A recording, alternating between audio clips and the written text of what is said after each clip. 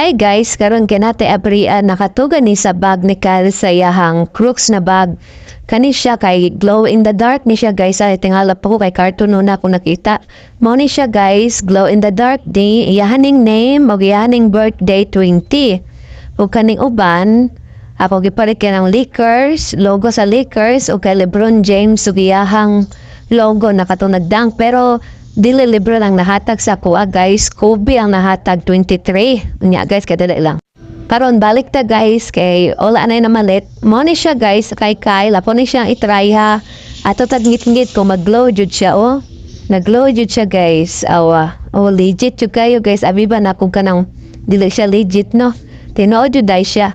Nya nag-TikTok pa ta guys. Giapil na po na ko ng LeBron o kaning logo sa Lakers. Dili gud na siya LeBron guys o Kobe na siya pero okay lang kay idol na po na pala si Kobe no.